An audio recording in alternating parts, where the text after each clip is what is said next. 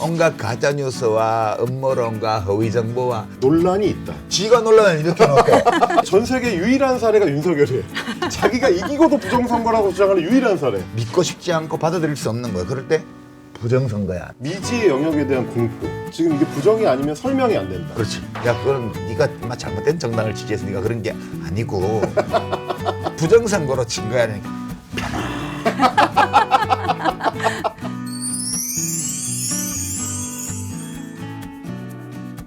생각의 깊이를 더하는 알릴리오 북스. 여러분 안녕하세요. 조수진입니다. 유시민입니다. 네, 시즌 6는 대선 특집으로 진행하고 있는 알릴리오 북스입니다. 오늘은 내란과 대선 국면에서 꼭 알아야 할, 반드시 주시해야 할 언론과 뉴스에 대해서 이야기 나눠보려고 하는데요. 이 문제의 길잡이가 되어줄 오늘의 알북은 페이크와 팩트입니다.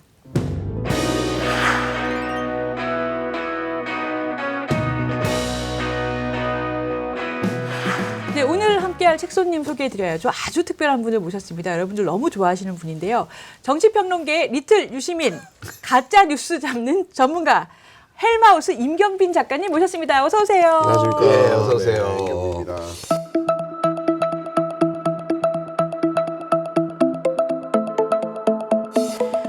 알릴리오 북스에 처음이시잖아요. 네. 근데 이제 얼마 전에 제가 정말 깜짝 놀란 게 유시민 작가님을 영입하셨더라고요. 저희 이제 사장 남천동이라는 유튜브 채널을 운영하고 있는데 네. 저희 세부 코너 중에서 미래 대통령 오창석이라는 근본 없는 코너가 하나 있습니다. 네. 거기에 이제 저희의 영입 인재 1호로 유시민 작가님 모셔서 재밌는 방송 한번 말아봤습니다. 그래서 근본 없는 토크를 했어요. 네. 아니, 너무 재밌게 봐가지고 저는 처음에 진짜 합성인 줄 알았어요. 너무 재밌어가지고. 사실 좀 그런 욕심이 있었거든요. 이 책 소개를 하는 어떤 대표적인 프로그램이 우리 알릴리오 북스가 있다면 네. 이딴 식으로도 할 수 있다. 이걸 좀 보여드리고 싶었습니다. 이게 책 소개를 할 때 좀 이종격투기처럼 다른 방식으로 해도 충분히 좀 전달할 수 있는 메시지들을 담을 수가 있다. 뭐 이렇게 좀 하고 싶어가지고 재밌는 형식을 좀 구상을 해봤습니다. 부작용이 하나 있더라고. 어떤 거죠? 그 헬마랑 오창석이 키가 작은 거냐? 유시민 묘장군이 키가 큰 거냐? 아. 그거인데 두 남자가 작다로 결론이 났더라고. 네네네. 이번에 이제 유시민 작가 190cm 설이 이제 그래서 나왔습니다. 네. 원래 헬시 마우스야, 헬시 마우스. 그 건강한 그 비평. 건강주댕이. 예. 근데 사람들이 지역주댕이로 오해하는 경우가 네네네. 많아요. 줄이다 보니까.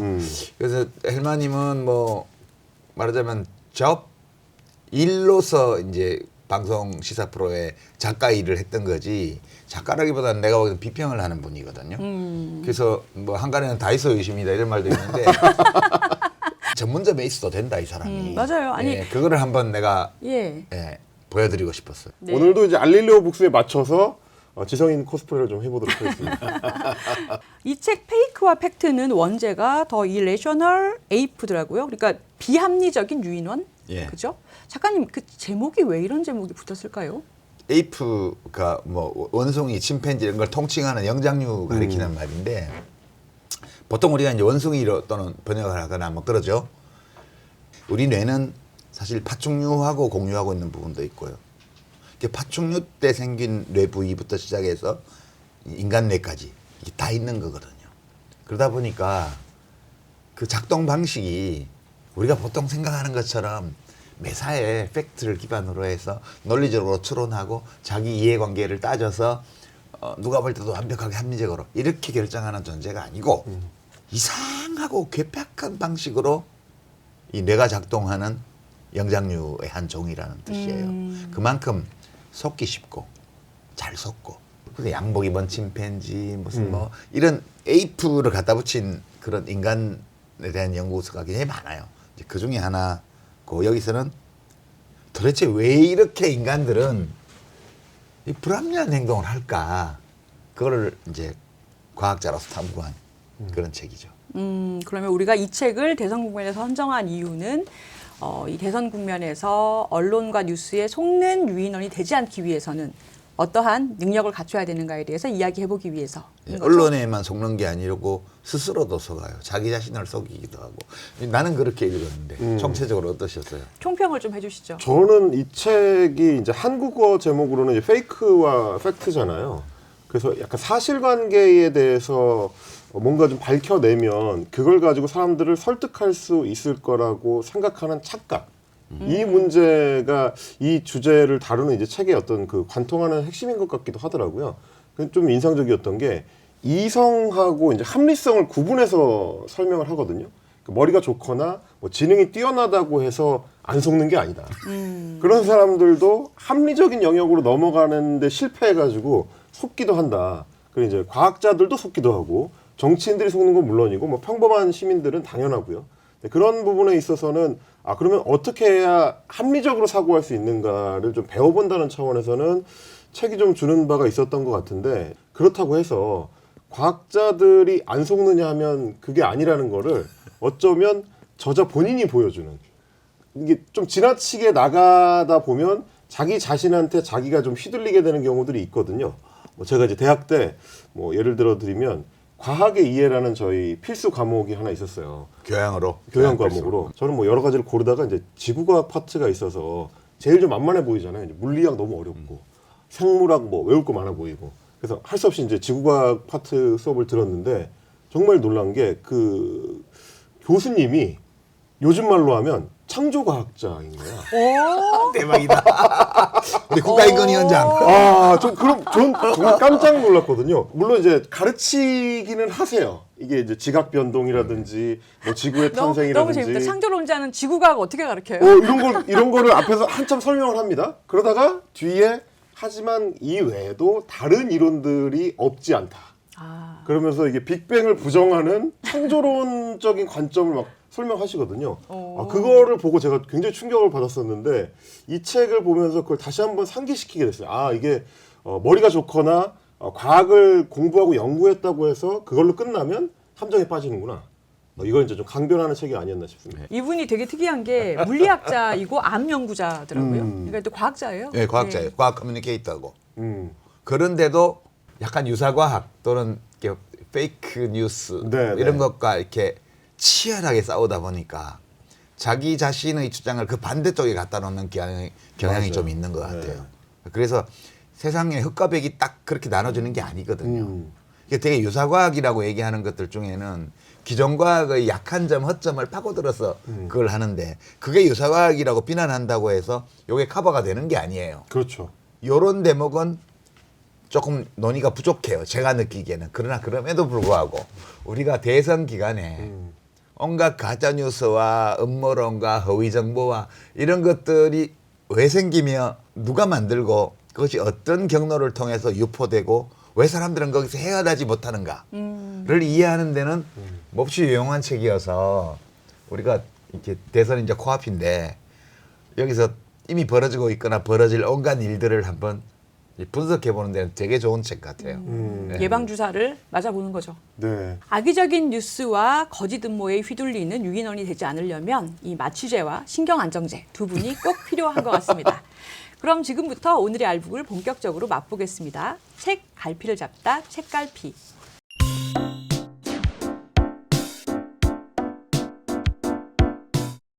요즘 지도책 좋아하시는 분들이 정말 많죠? 아무래도 해외여행 다녀오시는 분들도 많고 지구촌 시민으로서 국제 뉴스나 지정학에 관심 있는 분도 많아졌기 때문인 것 같아요. 이런 분들께 정말 도움이 될 만한 특별한 책을 소개합니다. 바로 지구본 수업입니다. 그런데 이 책은 일반적인 지도책과는 아주 다른 시각을 보여주고 있어요. 이제껏 우리가 알던 평평한 세계 지도가 아니라 입체적인 지구본으로 바라보아야 진짜 세계가 보인다고 말합니다. 평면 지도는 극지방으로 갈수록 면적의 왜곡이 심하고 태평양 중심으로만 세계를 인식하도록 만들기 때문에 우리의 시공간 감각이나 거리 감각에 심각한 오류를 일으킨다는 거죠.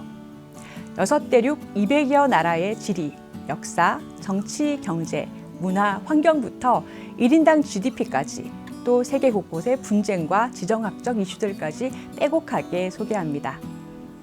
이제 벽면에 붙여놓은 세계 지도 대신 탁자 위에 둥근 지구본과 이 책을 함께 두고 온 가족이 진짜 세계 여행을 떠나보시면 어떨까요? We have to have Greenland. It's not a question of do you think we can do without it.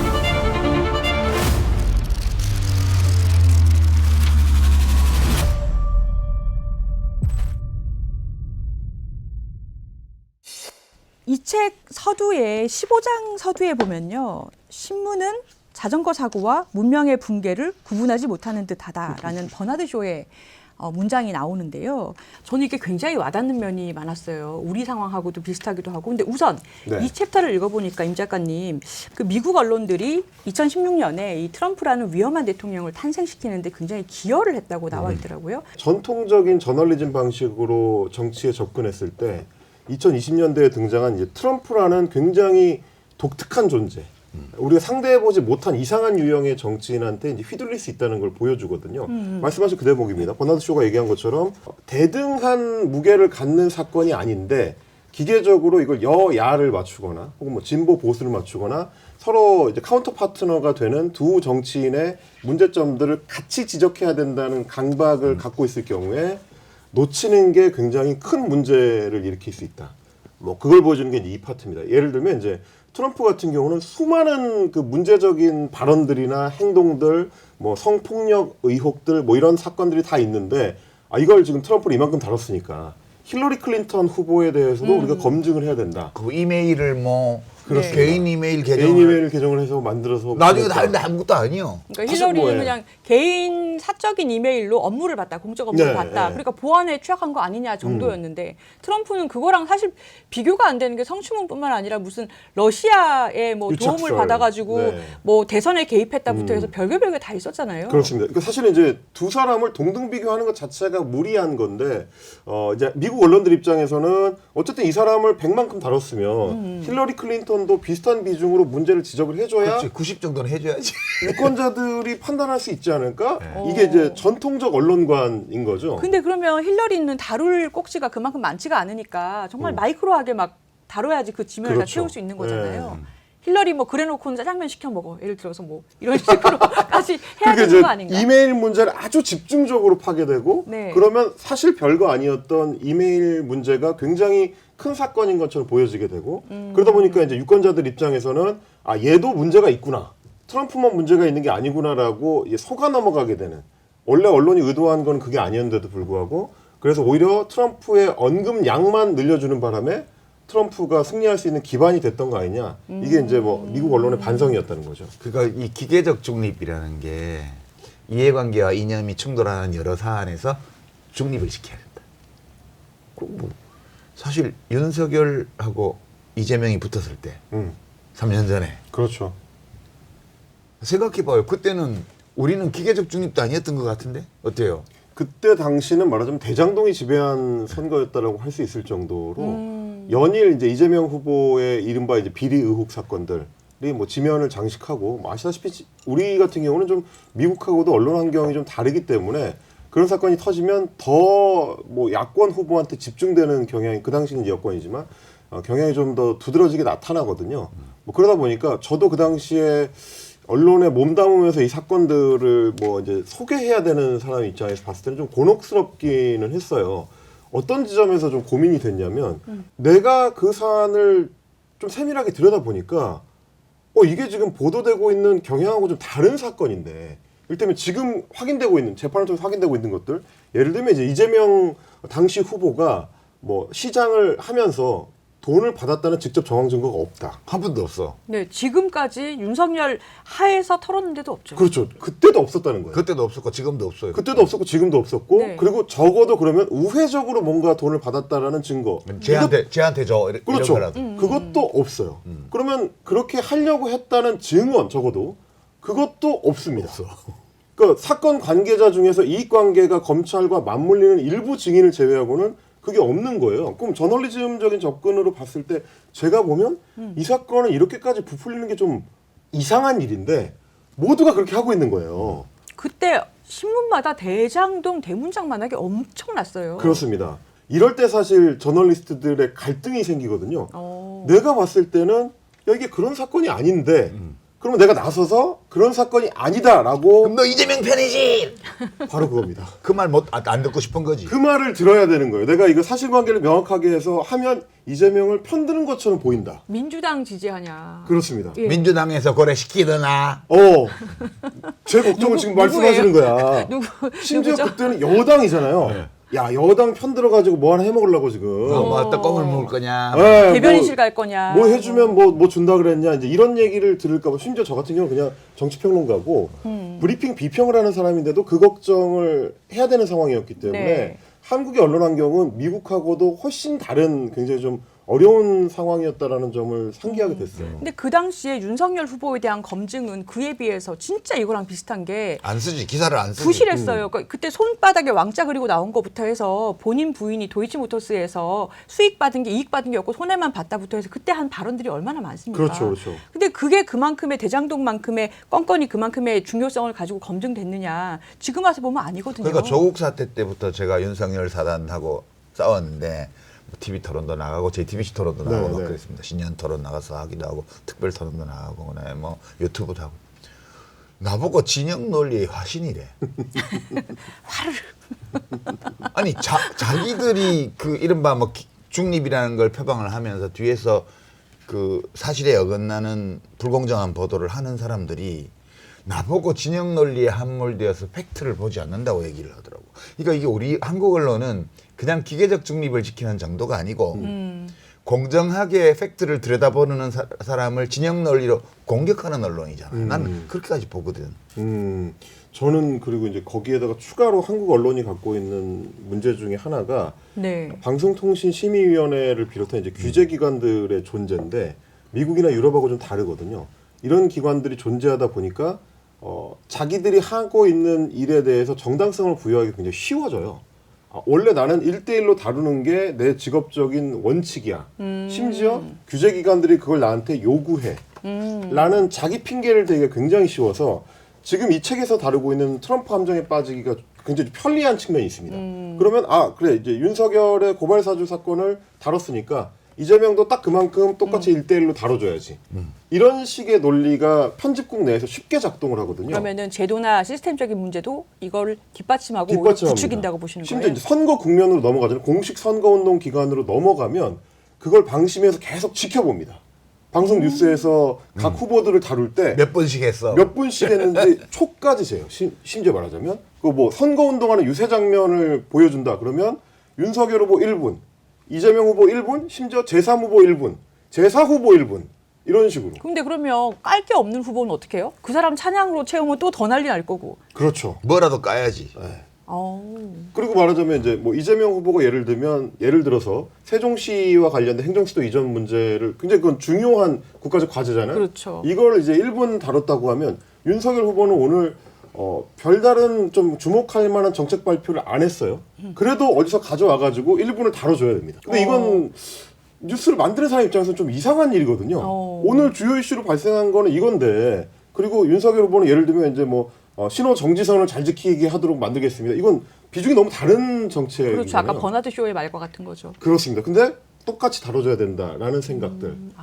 이게 한국 언론들에서는 너무 자연스러운 일이라서 자기들도 문제가 있다라고 생각조차 못하는 부분들이 좀 있습니다.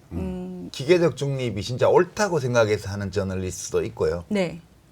그것이 옳지 않다는 걸 알면서도 자기 이익을 위해서 혹은 자기 이념을 위해서 일부러 그렇게 하는 언론도 있죠. 그래서 이제 우리 언론들 흔하게 쓰는 게 이제 논란이 있다. 지가 논란을 일으켜놓고 아니 지가 제 최초 보도야.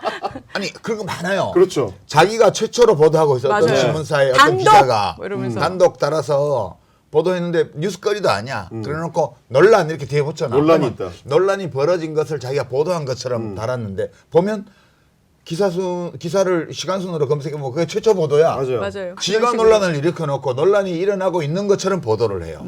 그리고 사실 보도하는 사람으로서의 윤리의식이 좀 떨어지는 방식이거든요. 우리 언론이 굉장히 쉽게 쓰는 방식이지만 자기가 보도를 할 거면 그거에 대해서 책임지려는 자세로 접근을 하면 돼요. 근데 마치 나는 객관적인 행위자인 것처럼 논란이 있어서 그냥 보도하는 겁니다. 논란이 없는데.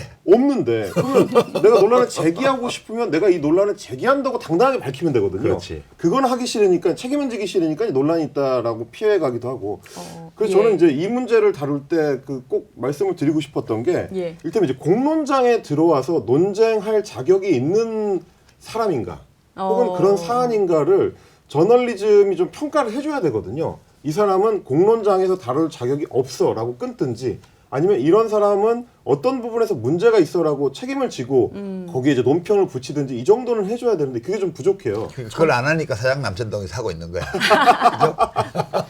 아니 근데 네. 말씀하신 거를 듣다 보니까 내란 국면에서의 언론이 생각이 나는데요. 네네네. 그러니까 12월 3일 날 그 내란이 났을 때 그때는 모두가 다 너무 놀랐고 너무 이건 말도 안 되고 대통령 내려와야 된다라고 얘기들을 했는데 이게 석 달이 지나면서 조금씩 언론이 달라집니다. 뭐냐면 그 국면에서까지도 그놈의 기계적 중립. 그러니까 윤석열 측 얘기를 막 보도를 하는 거예요. 그리고 국민의힘 측 보도. 이게 사실 중대하진 않은 거 아닌가. 대통령 탄핵 사유까지는 안 되지 않느냐. 윤석열은 한편 자기는 경고를 하려고 이 내란을 일으켰다라고 하더라라는 식으로 보도를 양쪽을 하면서 나중에는 국민들 중에서도 이 말에 넘어가시는 분들까지 생겼던 것 같아요. 그래. 그 할만했잖아라든가 아유 여북 답답하면 그래 했겠어라든가 아유 야당놈들이 하도 괴롭혀가지고 그런 거 아니야라든가 이렇게 되는 거죠. 그 사실 이른바 이제 그 쿼트를 딴다고 하잖아요. 이제 따옴표 저널리즘이라고 이야기하는 거. 윤석열 측에서 이렇게 얘기했다. 그래서 그게 헤드라인에 걸리는 거죠. 계엄은 사실 계몽령이었다. 이런 식의 말을 그냥 우리는 전달만 해주는 거예요. 우리가 여기 찬성하는 건 아니지만 얘네가 이렇게 얘기했으니까 반대편 의견도 얘기했으니까 우리는 이쪽 의견도 들어봐야 되지 않겠어요? 이런 식으로 해서 따옴표 저널리즘으로 접근한 게 그 기간 동안에 국민들을 혼란스럽게 하는 굉장히 중요한 요소가 됐거든요. 그래서 저는 그 부분에 있어서 저널리스트들의 책임의식이 굉장히 중요하다고 생각을 한 게 사건이 발생하고 나서 저희 뭐 사전 남천동을 비롯해서 뭐 MBC라든지 이 보도 태도를 명확하게 했었던 언론들이 세웠던 원칙이 있습니다. 이거는 공화국과 반공화국 세력의 싸움이기 때문에 반공화국적인 태도를 가지고 우리 공화국의 어떤 헌법 질서를 무너뜨리고 하려고 하는 쪽을 동등하게 다뤄줄 수 없다. 왜냐하면 저건 틀린 거니까. 우리를 위협하는 거니까 그거를 동등한 하나의 의견으로 다뤄줄 수 없다. 이게 굉장히 중요한 태도라고 봤습니다. 공론장에 들어와서 우리랑 같이 논쟁을 할 수 있는 자격을 갖추려면 두 가지는 충족이 돼야 된다. 지적 성실성과 네. 지적 정직성. 내가 틀렸을 때 인정할 수 있는 정직성과 네. 내가 성실성은 이거를 뭘까요? 입증하기 위한 충실한 어떤 근거를 연구하고 될 수 있는 성실성. 이 두 가지가 없는 사람하고는 대화가 안 돼요. 그냥 우기는 사람이거든요. 그렇지. 대화가 안 돼. 그게 사실 윤석열이라는 인물입니다. 우리가 맞아요. 헌법재판소에 봤던 그냥 우기는 거예요. 직접 맞아요. 성실성 없고요. 네. 직접 책임성이 없어요. 자기가 뱉는 말에 책임질 생각이 전혀 없는 사람들. 이런 사람들을 어떻게 공론장 안에서 동등한 자격을 갖춘 논쟁 대상으로 다뤄주냐. 그 근거를 수집해서 이야기한다라는 면에서 윤석열은 나는 부하들한테 지시한 적 없다든가 뭐 말을 계속해서 그냥 입에서 그렇죠. 나오는 대로 바꿨잖아요. 근데 그 말이 다 보도가 됐습니다. 네네네. 그래서 그 부분들을 우리 언론들이 그 보도를 할 때도 정확하게 평가를 해줘야 된다. 거기까지가 언론의 역할이다라는 인식이 좀 필요한 것 같아요. 윤석열이 이런 얘기를 했지만 이거는 근거가 다 부족한 얘기고 헌법재판소에서 이미 기각된 의견들이고 나온 증인들의 의견과 굉장히 다르다. 틀렸다라고 이제 딱 잡아줘야 되지 않나. 알리오 북스에서 그 전에 그 포스트루스나 이런 책 다룰 때 예. 여러 차례 얘기했어요. 그러니까 자유 언론이라는 것은 자유민주주의 체제의 성립 조건이고 또 자유민주주의 체제에서만 안정적으로 번영할 수 있는 제도다. 따라서 체제 자체를 부정하고 파괴하려는 세력에 대해서는 단호한 입장을 가져야 된다. 그게 이 자유민주주의 체제에 대한 충성심이라는 말로 표현을 했는데 그거를 언론사들은 가져야 된다.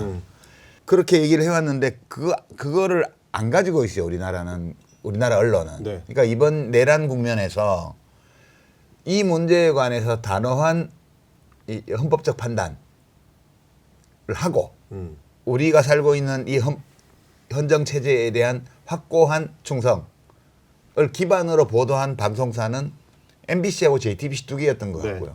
나머지는 다 기계적 중립이죠. 그렇죠. 예, 아무리 잘 봐줘도. 그러니까 내란 세력의 말을 50대 50으로 동등하게 인용 따옴표 쳐가지고 계속 전하는 그런 보도를 했고요. 이제 전통 언론 중에서 보면 신문들 중에는 한겨레나 경향신문 정도? 그 정도가 중립, 예, 엄밀한 의미에서 중립적인 그런 거를 취했고 나머지 신문들은 종편 방송이나 마찬가지로 다 네. 5대5로. 그러니까 딱 태도가 아까 그 대학 다닐 때 그 지구과학 창조과학자, 들었는데 예. 예, 뭐 이렇게 쭉 설명한 다음에 그러나 연이나 이런 거 연이나 버트 어. 이런 것도 있습니다 할 때 그 사람 모두 양심적이야. 요 50분 하고 요쪽 20분 하고 이러면 네. 그나마 나. 네네네. 근데 아직 그걸 반반씩 했다고 생각해봐요. 근데 우리 거의 대부분의 기성 언론은 내란 세력과 호헌 세력을 반반으로 보도를 했다고요. 작가님 그러면 그 중에서 윤석열과 거의 한 몸으로 플레이어처럼 같이 뛰었던 언론들도 상당수 있었는데 그럼요. 고의성이 있었다고 보세요? 왜 그랬다고 보세요? 아니면 펜앤드 마이크라든가 이런 뭐 스카이 데일리는 그거보다 더 나갔고요. 네. 이런 거는 사실 포털에 다 기사가 오르는데 언론이라고 말할 수가 없어요. 이건 기본적으로.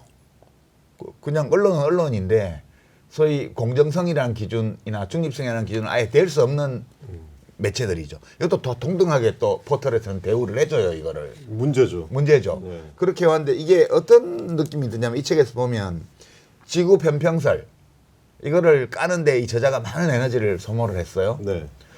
그 언론이 지구 편평론하고 그다음에 이 우리가 알고 있는 이 우주론하고를 동등하게 다뤘다든가. 담배가 폐암의 가장 중요한 원인이다. 이거는 학계에서는 이론의 여지가 없습니다. 이걸 부정하는 논문이라는 건 하나도 없어요. 없죠. 근데 여러 원인 중에 하나에 불과할 뿐만 아니라 그 관계가 확실치 않다라고 하는 주장을 반반씩 다뤄주는 거하고 똑같고요. 그건 담배 회사들이 로비를 하기 때문이죠. 그럼요. 기후위기, 트럼프가 중국이 만들어낸 음모다. 미국을 해치기 위해서. 기후위기에 관해서는 적어도 과학계 안에서는 99.99% 합의된 거예요. 이산화탄소 때문에 지금 예. 기후 위기가 발생하고 예. 있다. 그런데 0.01% 정도의 빈도수로 그런 주장이 있다고 쳐요. 근데 그거를 우리 공정해야 되니까. 이 기후위기에 대한 보도와 기후위기는 존재하지 않는다는 주장에 대한 보도를 똑같이 하는 거하고 똑같은 거예요, 이게. MBC나 JTBC가 내란 사태를 다루는 태도에서 가장 명확하게 구분되는 지점은 뭐였냐면 이 사건을 내란으로 규정하는 것 자체였어요. 그렇죠. 그게 제일 중요한 차이예요. 굉장히 중요한 차이. 제가 이제 공화국과 반공화국 세력이라고 말씀을 드렸는데 이 사건을 내란이고 쿠데타다라고 규정하고 보도를 할 때는 전혀 다른 리포트들이 나옵니다. 근데 이제 다른 언론사들, 뭐 신문들, 아까 말씀하신 한겨레 경향 같은 매체에서도 그 단어를 사용하는 건 조금 조심스러워요. 왜냐하면 내란죄로 확정 판결을 안 받았으니까. 이 핑계가 있거든요. 아니, 법원에서 판결 안 나오면 그걸 지가 판단 못해? 그러고도 저널리스트야? 그러니까 저는 그건 저널리즘적인 접근이 아니라고 생각해서 심지어 방심위에서 이제 이진숙 방통위원장이 통화를 하는 그 방심위에서 각 라디오 방송사 시사 프로그램에 일종의 이제 지침을 줬습니다. 내란죄라고 쓰지 내란이라는 마라. 단어를 사용할 경우에는 나중에 방심위에서 문제 삼을 수 있다.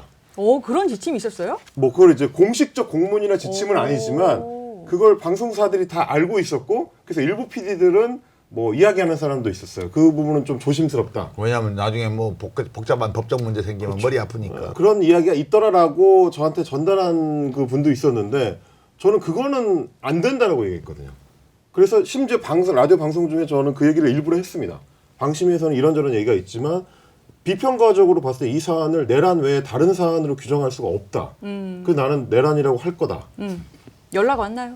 안 옵니다. 네. 왜냐면 이미 뭐 힘이 빠져있기 때문에. 근데 그건 굉장히 저널리즘적으로 봤을 때 이 사안을 내가 어떻게 분석하고 시청자들한테 전달할 건지를 규정하는 첫 번째 걸음이라서 이거를 제대로 안 할 거면 이건 책임 있는 저널리스트라고 할 수 없다. 근데 우리 언론들이 이번 사안에서 굉장히 그 부분을 많이 놓쳤던 것 같고 그래서 저는 언제가 생각이 났냐면 2020년에 코로나19 팬데믹 사태 때도 네. 충격적이었던 언론 보도 행태가 백신 후유증. 이른바 백신 후유증의 릴레이 보도였어요. 백신 후유증 사망자 몇 명, 오늘 몇 명, 속보로 47명째, 뭐 48명째 이거를 마치 경마 중계하듯이 계속 속보 보도를 하는데 맞아요. 그랬죠. 저는 사실 믿을 수가 없었거든요. 이거를 실제로 발생하는 문제라고 믿는 기자는 없을 텐데 제가 알기로는 이걸 때려도 된다고 생각하는 그 판단은 도대체 어디서 오는 거냐. 결국은 자기의 어떤 비겁한 자기 합리화, 사실이 발생을 했으니까. 실제로 확인된 적 없는 주장인 거잖아요. 실제 팩트는 사망자 중에 백신 맞은 사람의 숫자예요. 그렇죠. 아. 그러니까 백신을 맞은 것이 사망의 원인이라는 것이 앞뒤가 밝혀진 건 바뀐 없어요. 거네요. 1년에 죽는 사람 숫자가 40만 명 이렇게 되잖아요, 우리나라가. 지금 40만 명 좀 더 될지도 그렇습니다. 몰라, 이제. 얼마 전까지 30만 명 넘었는데 지금 해마다 늘고 있어서 이제 조만간에 1년 사망자가 70만, 80만으로 갈 텐데 우리 백신 접종률이 90몇 % 맞게 됐잖아요. 세계에서 백신 접종률이 제일 높은 나라가 제일 높았죠. 됐잖아요. 그러니까 사망자 중에 백신 맞은 사람이 있을 수밖에 없어요. 그러면 어떤 원인으로 사망을 했건 사망을 했는데 그 사람이 백신을 맞았어 최근에. 그 가족이나 이런 사람 중에는 의심할 수 있죠. 백신 때문이 아닐까.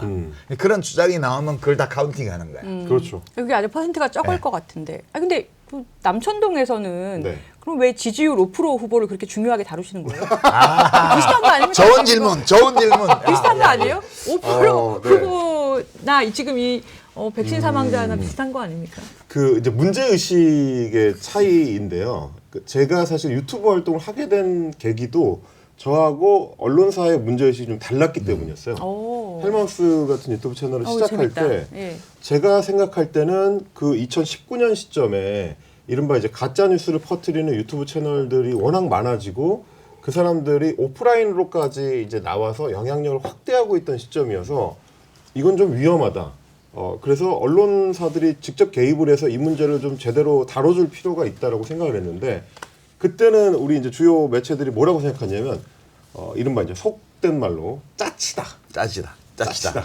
짜친 그 이슈를 자꾸 다뤄주면 오히려 저 사람들을 키워주는 셈이 된다라고 그때 언론사 보도국에서는 판단했습니다. 근데 지금 이제 6, 7년 뒤에 봤을 때는 저는 결과적으로 그게 틀렸다고 생각하거든요. 그래 그때 제대로 단도리를 이렇게 단속을 못했기 때문에 결국은 그 사람들이 음지에서 영향력을 확대하는 거를 방치한 셈이 됐고 그 뒤에 그 사람들이 광장하고 결합을 하면서 광화문 광장과 결합을 하면서 영향력을 극단적으로 키우는 상황이 돼버렸거든요. 근데 그걸 막을 필요가 있다고 생각해서 이제 제가 직접 유튜브 채널을 운영하기 시작했던 거고. 그럼 메인 이슈가 아닌 것처럼 보이지만 놓치지 말아야 할 중요한 뉴스가 있다. 그렇습니다. 저는 뭐 이준석 의원이나 그 이준석 의원도. 지지자들이 지금은 미미해 보여도 상당히 좀 뿌리를 넓게 뻗어나가는 중이라고 생각을 해서 누군가는 그 사람들을 좀 계속 좀 조명을 비춰가지고 얘네가 뭐 하고 있다는 거를 보여줄 필요가 있겠다. 그런 의미로 좀 계속 채택을 하는 거죠. 그 윤석열 씨가 그 후보 시절에 여성가족부 폐지 7글자 있잖아. 네. 그 공약이 뭐를 의미하는 거, 뭘 하겠다는 게 아니잖아요. 뭘 없애겠다, 뭘 안 하겠다 이거잖아요. 이거 우리가 지난 대선을 생각해 보면 하겠다는 게 없고 오로지 누군가를 비난하는 것만으로 공약을 채운 어떤 후보를 뽑아줬잖아요. 그것이 되게 터무니없는데 그 사람이 1등이 됐어요. 그런 일이 벌어진다고요. 그러니까 작다고 해서 이렇게 무언가에 대한 부정, 혐오 이런 것들을 조장하는 활동을 시작하는 자들을 내버려 두면 아무도 개입 안 하고 그러면 그거를 The Irrational Ape 이 책의 제목이잖아요. 이 불합리한 비이성적인 원숭이들 중에는 이거를 진실로 받아들이는 사람이 자꾸 생길 수밖에 없다는 거죠. 그러니까 될성부른 꽃떡잎을 찾아서 꼭꼭 밟아준다. 이게 이제 여성가족 폐지라는 짧은 단어의 조합. 그걸 이제 페이스북에 올려서 일으켰었던 이제 파급 효과들. 네. 이게 사실은 이 책이 주목하고 있는 문제의식하고도 연결돼요. 그렇죠. 예. 이건 이제 그 반응은 이분이 강조하는 이 책에서 강조하는 합리성하고 가장 거리가 먼 방식으로 작동하는 기전이거든요. 그걸 던지면 이걸 이제 리처드 도킨스가 얘기했었던 인터넷 밈적인 반응입니다. 버튼을 누르면 작동을 하는 거예요. 여기에는 상관관계에 대한 명확한 규정이나 해명이 필요 없어요. 여성가족부 폐지라는 단어를 딱 던져서 버튼을 누르잖아요. 그러면 저희가 이제 준천지라고 부르는 fem코의 정치사회 갤러리의 이준석 지지자들은 자동 반응을 합니다. 마치 그 무릎을 망치로 치면 자동 반사하듯이. 발이 튀어나오듯이. 종을 땡땡땡 올리면 위산이 분비되는. 그렇죠. 파블로프의 개처럼. 이거는 이성이 개입할 여지가 필요가 없어요. 근데 지금 한국 정치나 뭐 이 책에서 규정하는 많은 음모 이론들이 굉장히 비슷하게 작동을 해요. 이거를 이해하고 내가 이성적으로 납득해가지고 반응하는 게 아니고 내가 좋아하고 내가 필요하다고 생각하는 쪽을 향해서 누군가 종을 흔들면 따라가거든요. 근데 그때 제일 중요하게 작동을 시키는 장치가 인터넷 커뮤니티를 통해서 퍼지는 인터넷 밈입니다. 되게 쉽거든요. 내가 거기에 이성을 부여해서 의심을 할 필요가 없는 뭐 이 책에서 강조하는 합리적 회의주의가 없어도 되는 세계. 그게 인터넷 밈이죠. 뭘 누르면 나는 거기에 반응만 하면 되니까. 생각 안 해도 돼. 너무 좋은 거죠. 그냥 반응만 하면 돼. 여성가족부라는 단어가 나왔어. 저건 내가 좋아하는 거다. 혹은 반페미니즘 얘기가 나왔어. 그럼 내가 좋아하는 거다. 저거 따라가면 돼. 이렇게 생각해버리는 세계로 지금 가짜뉴스들이 끌고 가고 있다. 그걸 막으려고 하는 게 이제 이척의 문제의식이다. 자연스럽게 음모론으로 한번 가볼게요. 그러니까 지금까지는 언론이 터무니없는 헛소리까지 기계적으로 다뤄줄 때 생기는 문제점. 그것이 근거가 있어야 다뤄질 가치가 있는 것인데 과학적인 근거 없을 때도 다뤄주는 문제점을 좀 봤는데요. 우리는 특히 지금 부정선거 관련해서 네. 이번 선거 때도 분명히 네. 망상을 가진 분들, 그러니까 극우 집단이 막 또 나올 거란 말이에요. 근데 놀라운 거는 이게 윤석열 대통령까지 사로잡았다는 거예요. 그러니까 남천동을 그들의 봤어야 돼. 포획력이 그냥 근데 이제 그거 쭉 다루셨잖아요. 이 부정선거 음모론자들이 도대체 뭘 믿는 거예요? 이분들이 제가 보니까 이 책에도 나오는 구절인데 편견에 저항하기보다는 나를 안심시켜줄 정보를 찾는다. 굉장히 통찰 있는 문장이라고 저는 생각이 들더라고요. 편견을 맞아요. 깨트리기보다는 네네네. 내가 안심하게 해주는 그런 정보를 선호하게 됩니다. 맞아요. 그래서 이 책에 나오는 이제 이레이셔널 에이비라는 게 굉장히 중요한 맥락인 것이 어떻게 보면 우리가 다 결국 이제 유인원인 거죠. 가능하면 내가 편한 대로 행동하고 싶어해요. 내가 갖고 있는 이 편견을 깨트리면 나는 굉장히 불편해지고 힘들어지고 귀찮아지거든요. 그러니까 안 하고 싶은 거야. 그럴 때 누군가가 와서 네가 지금 생각하고 있는 게 맞아. 네가 가고 있는 방향이 맞아라고 이야기하면 생각할 필요도 없이 그걸로 따라가게 되는 거. 확증 편향에 더 빠지게 되고. 근데 예를 들면은 22대 총선에서 대패를 했는데 이걸 믿을 수가 없어. 그렇지. 어떻게 이럴 수가 있지? 내 주변에 그렇지. 전부 다 이직인데 어떻게 이럴 수가 있지? 그러면서 그러면 나의 이 안전한 세계를 지키고 싶으니까. 네, 이거 선관위가 해킹을 당해갖고 1, 2, 3, 4니까. 그렇죠. 그래가지고 이건 부정선거다 하니까 부정선거 맞는 것 같아. 이렇게 되는. 그 윤석열이 그 지난 총선 당일날 저녁에 네.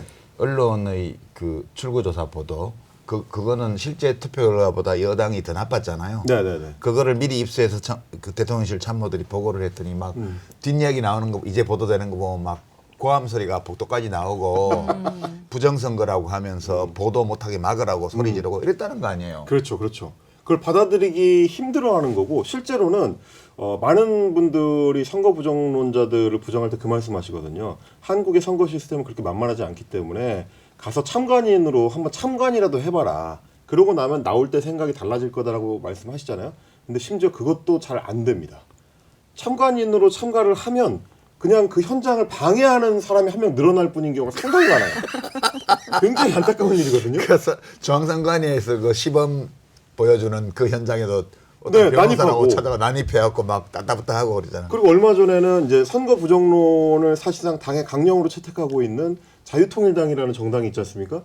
전광훈 목사가 이끄는 그 당의 선거 참관인이 구로구청장 보궐선거에 참여해서 거기서 자기 휴대폰을 꺼내가지고 화웨이라는 중국의 그 회사의 명칭이 들어가 있는 와이파이를 자기가 만들어요. 그래서 그거를 선관위 직원한테 보여주면서 이거 봐라. 화웨이 지금 니네 와이파이 쓰고 있지 않느냐? 이거 부정선거 하려고 하는 거지? 자기가 만들어 놓고.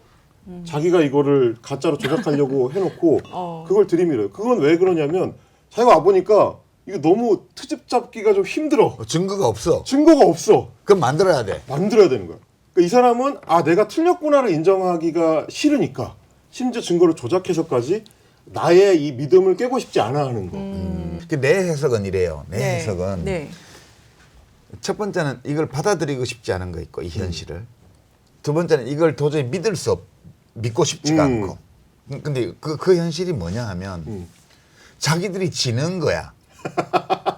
아니, 선거는 원래 전국 선거는 자기들이 원래 이기는 거고 뭐 특별한 이유가 있을 때 진보 쪽이 이기는 건데 이거는 특별한 이유가 있는 선거에서 0.7% 겨우 이겼고 나머지 선거는 최근에 다 졌어.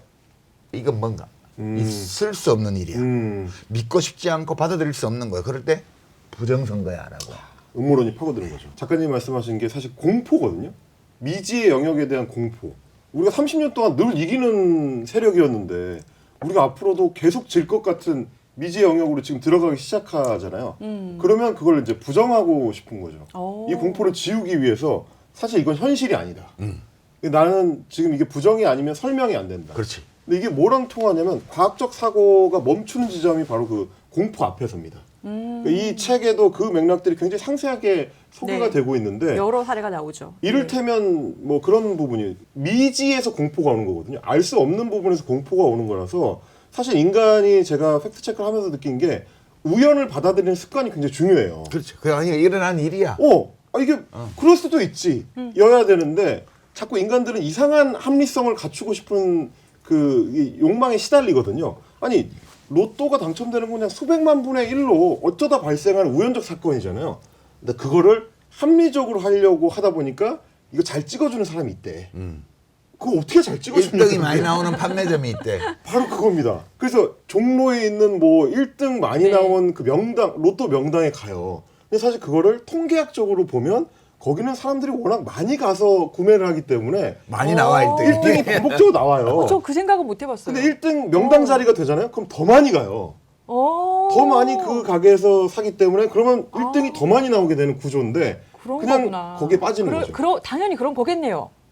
그러니까 이게 이 저자가 앞부분에 확률과 통계에 대한 얘기도 많이 해요. 이거 기본 네. 지식이 되게 중요합니다. 빌 게이츠가 뭐 백신에 뭐 심어가지고 네, 인간을 조종하려고 인간을 한다. 조종하려고 한다. 그 이런 백신 거 맞으면 있잖아요. 안 된다 이러면서. 그런 거 백신 음모론 아까 얘기했지만 백신 때문에 문제가 생긴다. 백신 맞으면 죽는다 이런 얘기들 또 이 한편에 있고 다른 한편은 백신 원래 그러니까 필요 없는 거야. 안 맞아도 병 안 걸려 이런단 말이야. 근데 이렇게 생각해 보면 어떤 이유에서든 그 백신에 대한 공포가 자리를 잡았어요. 나한테. 왜냐하면 그게 있거든. 백신 부작용이 있을 수 있기 때문에 우리가 비행기 타면 추락사고가 일어날 수 있잖아요. 그렇죠. 그 비행기 추락사고는 거의 다 죽어. 확률은 낮지만 백신 부작용이 나한테 발생하거나 비행기 사고가 발생하면 100%니까 네. 내가 괜히 이걸 할 필요가 있나 이런 예, 생각하죠. 자동차 사고로 죽는 사람이 훨씬 많아요. 근데 확실한 죽음이 예측되는 확률 아주 미미하지만 그다음에 확률이 훨씬 높지만 안 죽을 수도 있는 사건. 이거 사이에 사람들은 이쪽을 더 무서워해요. 그렇죠. 그렇죠. 확실한 공포가 있기 때문에. 겁이 나. 겁이 나는데 그거 안 맞아도 돼. 누가 옆에서 얘기하면 마음이 편안해지잖아. 그쪽으로 편안해져. 가고 싶구나. 그게 나를 편안하게 해주는 거야. 그 백신 공포에서 해방시켜주는 거지. 그러다 보니 그걸 받아들이려는 거거든. 그러니까 내가 지지하는 정당이 선거에서 질 수 있어. 또는 내가 지지하는 정당의 선거 공약이 국민들이 싫어하는 걸 수도 있어. 또는 심지어는 저것이 우리나라를 위해서 좋지 않은 거일 수도 있어. 라는 가능성을 염두에 두고 이걸 바라보면 이 사태를 이해할 수 있는데 그 있을 수 없어. 이런 일은 생기면 안 돼. 이렇게 생각하는데 옆에서 있다가 야 그건 네가 막 잘못된 정당을 지지해서 네가 그런 게 아니고 부정선거로 진 거야. 그러니까 갑자기 납득이 되는데요. 그 믿고 싶죠. 믿고 싶지. 그렇죠, 그렇죠. 아니 근데 그러면 어떤 사람들이 그런 성향에 잘 빠지는가 음모론에. 이 책에서 뭐라고 이야기하냐면 이제 이 가짜 뉴스나 음모론에 빠지지 않으려면 과학적 회의주의를 갖춰야 된다. 과학적 회의주의. 회의주의. 뭔가 이제 이걸 자꾸 돌려보게 하는 습관이거든요. 그러니까 의심하는 거. 의심하는 거. 그게 뭐랑 연결된다고 이야기하냐면 호기심과 과학적 회의주의가 연결돼 있다고 하는데 저도 이제 무릎을 친 게 저의 이 지금 활동 예명이 된 헬마우스라는 네. 명칭. 원래는 이제 친구들이 항상 저보고 하는 게 저놈의 주댕이가 문제다. 라고 이야기할 때 그게 왜 그러냐면 제 습관인데 약간 멈칫하는 거죠. 이게 그걸 바로 받아들이지 않고 멈칫하는 게 굉장히 그 부분에서 중요하거든요. 누가 야 이거 이번 그 선거는 누가 개입을 해가지고 가짜로 조작한 거래라고 했을 때 아 그렇구나라고 하지 않고 멈칫해서 뭐라고? 진짜 그런가? 라고 생각하는 그 부분. 내 머리로 한 번 더 생각해 보기. 그렇죠. 이거를 바로 믿지 않고 잠깐 멈칫하는 게 인간적으로 굉장히 중요한 감정인데 뭐 예를 들면 아내하고 대화를 하다가도 아내가 뭐 내가 누구한테 들었는데 누구랑 그런 사이래 뭐 이렇게 얘기할 때 제가 이제 멈칫하는 거죠. 그럴 수가 있나? 그럴 수가 있나? 그 연결점이 별로 없는데 이런 얘기를 자주 하니까 친구들이나 뭐 예전 여자친구나 이런 사람들은 그냥 얘기를 하면 좀 들어라. 그냥 예전에 공감하라고 그냥 끄덕여 그냥. 제일만 해. 갑자기 내가 화가 나는데. 내가 여자래도 그냥 하고 싶어서 한 얘기야 그냥. 그게 이제 일상어일 때는 지옥의 주댕이가 되는 거고 이게 저널리즘으로 가면 이제 음모론을 회의적, 막을 수 있는. 사고를 하는 사람이 되는 거죠. 근데 그때 그 다른 분들이 빠지는 함정을 보니까 기본적 형식만 갖추면 속일 수 있는 경우가 너무 많아서 저는 그게 너무 안타깝더라고요. 대표적인 사례가 이 나무위키라고 하는 네. 네. 그 백과사전 형식을 갖추고 있는 가상의 백과사전이죠. 누구나 가서 글을 쓸 수 있고 누구나 등록할 수 있고 그 왜곡이 굉장히 간단한. 아 나도 나무위키 보면 되게 못된 거 많아. 그렇지만 나는 그 안 찾아봤는데. 나는 직접 그거에 대해서 뭐라 하지 않아. 네. 아 니들이 뜨더라 이렇게. 네, 가서 아. 봐야겠다. 근데 문제는 그 나무위키가 항목별로 세분화가 돼 있고 마치 과학적으로 분류를 해놓은 것처럼 형식을 갖추고 있다는 거예요. 그러니까 그냥 사회초년생들이나 뭐 아니면 이제 이런 인터넷 정보에 익숙하지 않은 분들은 아 이게 사실관계 다 확인된 건가 보다 너무 쉽게 믿게 만들거든요. 맞아요. 예. 최근에 그 비슷한 게 뭐냐면 챗 GPT라는 형식이 등장하면서 사람들이 그걸 너무 쉽게 믿는 거죠. 근데 그 거짓말 잘해요. 그렇잖아요. 네. 그걸 알 수 있는데도 불구하고 AI가 이렇게 얘기하는데 뭐 이거를 논거로 되는 경우들이 굉장히 많아지고 옛날에 신문에 일이 나왔잖아. 똑같은 거죠. 그런 식으로 그러니까 조작이 굉장히 쉬운 플랫폼에 쉽게 속아 넘어가는 게 오히려 인간이다. 이런 그러면 이 부정선거 음모론 있잖아요. 네. 이제 이 책도 봐도 잘 안 고쳐진다고 나오잖아. 잘안 원래부터 그런 과학적 회의주의를 갖고 있거나 그런 사고 습관을 갖고 있는 사람은 잘 안 빠지잖아요 여기에. 근데 한번 빠진 사람들은 그게 없다는 증거거든. 그게 사실은 그게 새로 생기지 않는 한은 거기서 잘 못 벗어나요. 어마어마한 이런 내란 사건이 터져도 그렇게 사람들이 태도를 바꾸지 않아요. 안 바꾸죠. 네. 그래서 이제 전 세계 어떤 부정선거 음모론자도 자기가 이긴 선거를 부정하는 사람은 없어요. 심지어 트럼프도 자기가 이긴 선거는 부정하지 않습니다. 아니, 더 많이 이겼어야 맞다며 윤석열은. 유일하게 전 세계 유일한 사례가 윤석열이에요. 자기가 이기고도 부정선거라고 주장하는 유일한 사례. 더 많이 이겼어야 되는데 그렇죠. 부정선거 때문에 0.7%밖에 못 이겼다. 네. 이거. 그러니까 사실 그런 이제 선택적 합리성이 있으면 트럼프처럼 완전히 망하지는 않는데 이 사람은 선택적 합리성도 없다 보니까 완전히 망하는 길로 간 게 아닌가 생각이 드는 거고. 그래서 이제 뭐 마무리로 말씀드리면 저는 그 부분인 것 같아요. 이런 팩트체크 활동을 하다 보면 그리고 또 이런 책을 보다 보면 아, 저런 사람들을 어떻게 설득해서 우리 사회 안에서 같이 융화할 거냐. 저렇게 엉뚱한 생각들 하고 있는데 가능하냐. 이제 이런 의문을 보이시는 분들이 있거든요. 저는 한 7, 8년 정도 이걸 하다 보니까 안 된다. 이 책의 저자랑 굉장히 비슷합니다. 이분도 약간 포기했더라고요. 그래서 저도 이제 공론장에 나올 자격이 없다고 선언할 수 있는 게 해봐야 소용이 없더라는 걸 너무 많이 경험을 해서 그러니까 핵 폐기 전략에서 네. 확산 방지 전략으로 확산 방지 전략. 그러면 이 책의 어떤 부분과 만나냐면 이 책에서 이제 백신 음모론을 이제 설명을 하면서 집단 면역 우리만 다 맞으면 네. 안 맞은 애가 섞여 있어도 괜찮아. 우리 사회 전체는 면역이 유지가 가능하거든요. 저도 JTBC 팩트체크부터 계속 이 일을 해왔던 입장에서 보면 아, 저분들을 설득하려는 에너지와 노력을 우리의 연대를 좀 공고화하는 데 쓰는 게 낫겠다.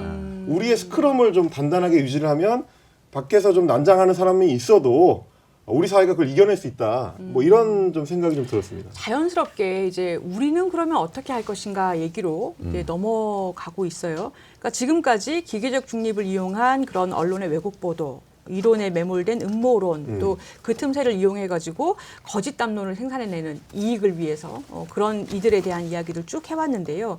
그러니까 이게 지금 바로 곧 지금 대선 국면에서 우리가 이제 목도하게 될 벌어질 일들이에요. 그러니까 정신을 좀 바짝 차려야 될 것 같은데 그러면 지금 우리에게 필요한 것은 연대 의식이다. 네, 뭐 이건 이제 합리적 연대의 중요성을 말씀을 드린 것이고 또 하나는 이제 반대급부에서는 이 책에도 나오는 게 이른바 이제 샌디 훅 총기 난사 사건에 대한 네. 유튜버들, 인플루언서들의 난동이거든요.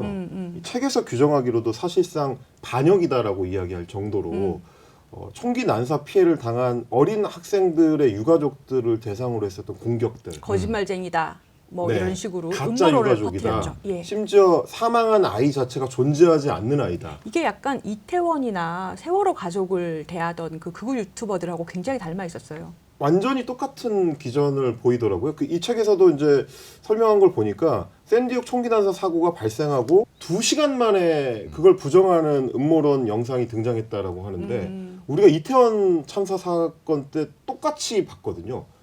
발생하고 나서 몇 시간 안 돼서 이거는 뭐 민주노총의 음모다.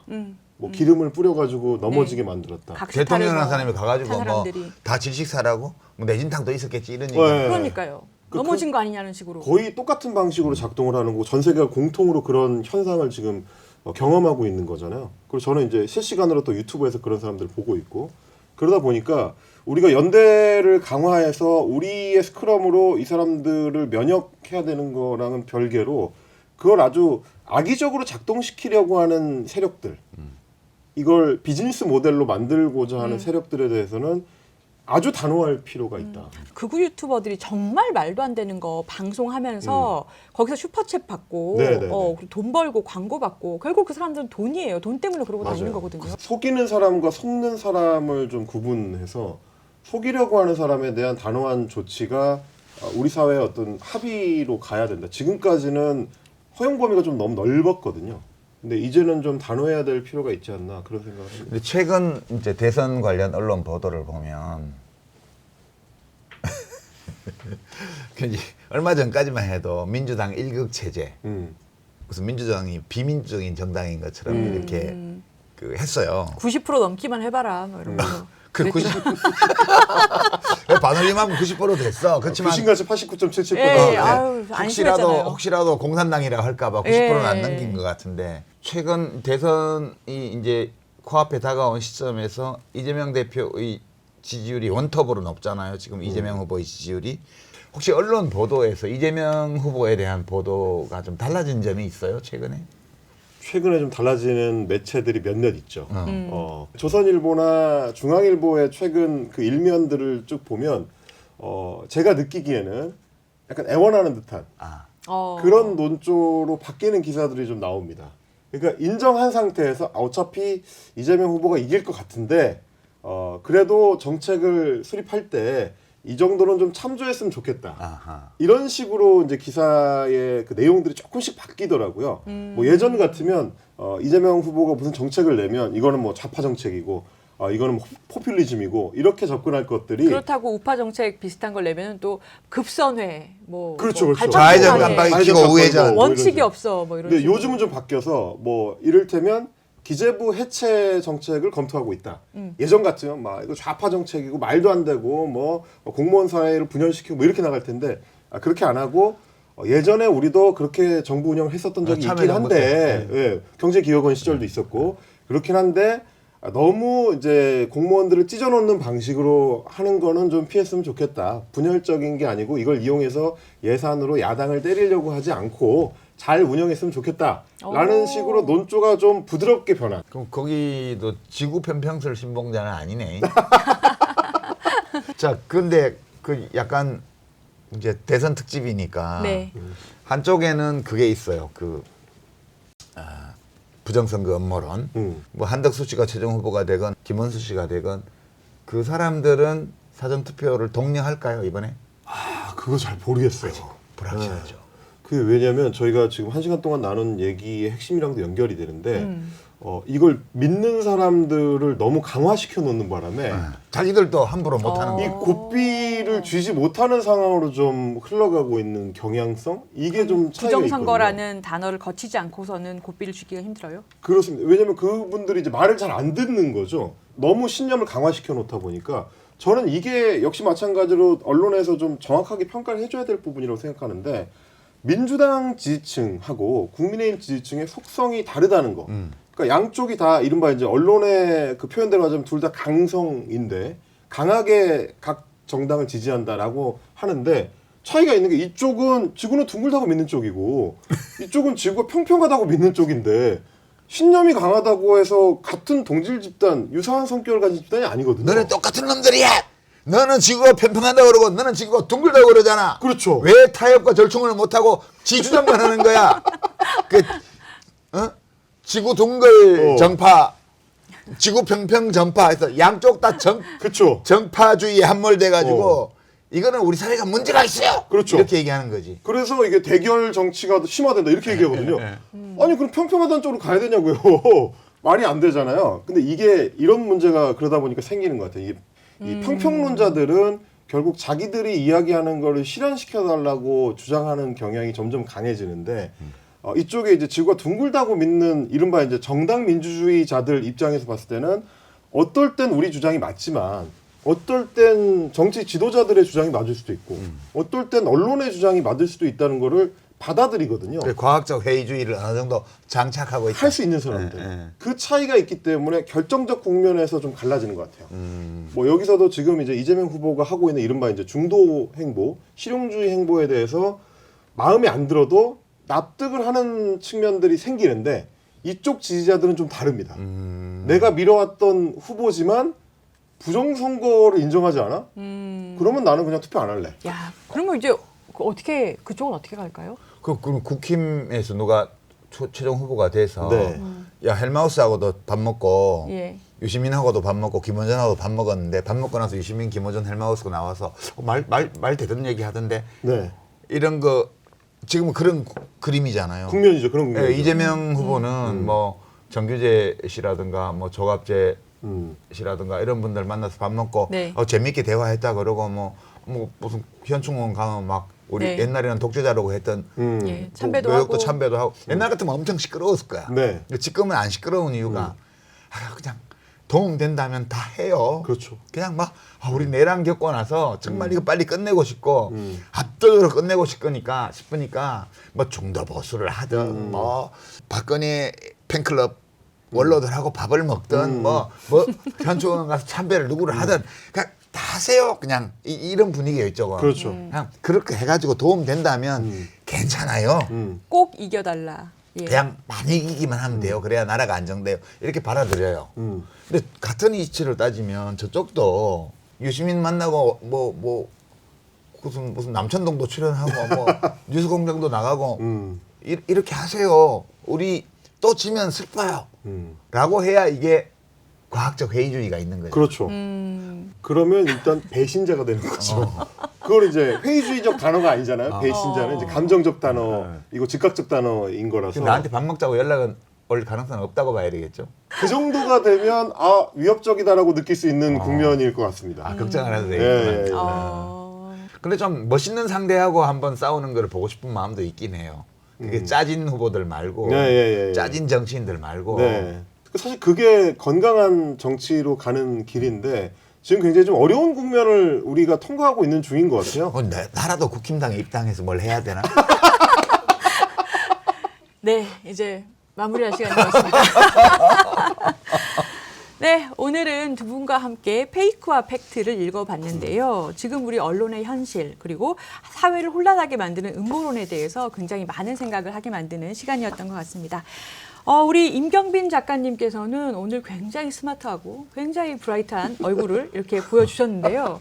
민망합니다. 예, 오늘 출연 소감 어떠셨어요? 저는 굉장히 방송을 뭐 여러 번 했었지만 너무 편한 방송이라서 즐겁게 방송을 했어요. 아마 알릴레오 북스가 책을 다루는 방송인데도 불구하고 많은 분들이 이제 사랑해 주시는 이유가 그 편안하게 책에 접근할 수 있도록 해주기 때문인 것 같아서 저도 굉장히 좀 깨닫는 게 많았던 방송이었습니다. 책은 고상하고 현실과 정치는 천박하고 살벌한 것이고 근데 우리가 책을 왜 쓰냐고 우리가 사는 문제에 대해서 서로 이야기하려고 책을 쓰는데 맞아요. 그게 아니면 왜 때로는 필요하겠습니까? 나누고 싶은 좋은 감정과 생각 때문에 책을 쓰기도 하고 때로는 함께 손잡고 물리치고 싶은 어떤 악이 있어서 그거에 대한 얘기를 하려고 쓰기도 하고 그래요. 이게 책 얘기하면서 왜 자꾸 정치 얘기해? 그게 아니에요. 정치도 그럼요. 중요하고 맞아요. 책도 그거 다 관계가 있는 거예요. 그래서 정치가 세상을 바꾸는 수단이라면 책은 그 수단을 통해서 추구해야 되는 가치들을 이렇게 반짝반짝 보여주는 것 같아요. 네, 그래서 우리 헬마님은 제가 처음에 남천동 이렇게 보다가 주목했던 이유가 지금 비평이 병들어 있거든요. 그러니까 최소한의 과학적 회의주의도 갖추지 않은 이런 사람들이 정파를 대변해서 종편 이런 데 나와가지고 하나만 한 소리를 계속 반복하는 그 비평의 특징이 뭐냐 하면 근거 제시가 없는 거예요. 그냥 좋게 말하면 인상 비평. 제 생각은 이래요. 이런 식으로 얘기해. 네 생각이 그러면 그렇게 생각하는 근거를 얘기해봐. 그래야 토론을 하지. 요 말이 보고 있으면 맨날 여기까지 나와요. 그래도 우리 헬마님은 MBC 라디오에서 나와서 브리핑하거나 이럴 때 보면 항상 뭔가 판단이 들어갈 때는 근거를 얘기하려고 노력하는 모습이 되게 보였어요. 비평은 저래야지. 근거 제시가 없으면 비평이 아니고 배설이잖아. 그렇죠. 감정 배설. 야, 그런 사람이 너무 많아. 우리는 비평이 우리에게 필요한 거지 감정 배설이 필요한 게 아니잖아요. 그리고 제대로 된 비평을 해야지만 진영에 속해 있더라도 주고받고가 되죠. 토론이. 그 상황이어서 혹시 그 시사 프로 이렇게 만들어 나가는 제작 방송국의 제작진 이런 분들 보면 맨날 내불러 가지고 그건 무슨 보수 쪽 누구 하고 뭘 해라 이게 하지 말고 앞에 사람만 바뀌시잖아요, 자꾸. 그러니까 나도 이제 힘들어. 힘드시죠? 아니, 내 이재명 후보의 대표의 심정을 알겠다니까 이 사람이 대표 당대표 한 번 반 정도 하는 동안 저쪽이 한 10명 바뀌었어요. 그렇죠, 그렇죠. 당대표 뽑고 네. 쫓아내고 비대위원장 세우고 뭐 또 세우고 이건 비대위원장 또 나가고 또 딴 비대위원장이 또 들어오고 그래서 11번 바뀐 것 같아. 내가 다 그 심정이야. 그러니까 좀 이렇게 근거를 제시하면서 토론하는 이런 토론을 좀 만들어 보시라. 지금 이 공론의장이 너무 병들어 있다. 이렇게 멀쩡히 있다.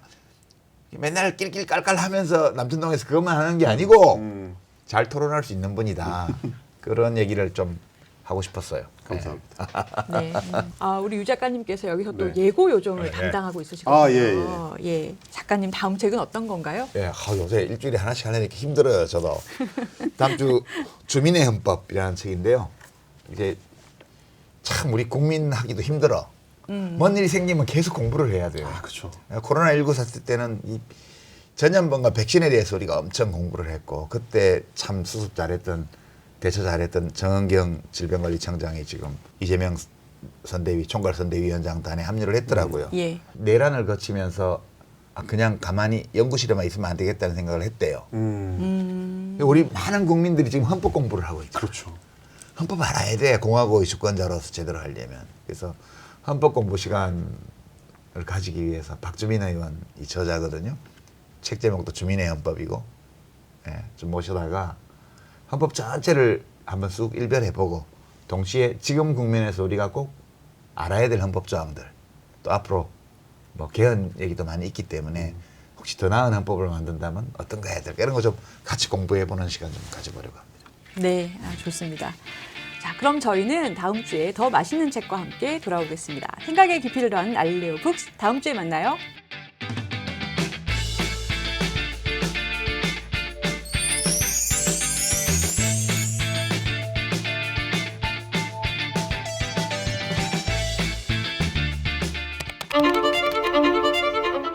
We have to have Greenland. It's not a question of do you think we can do without it.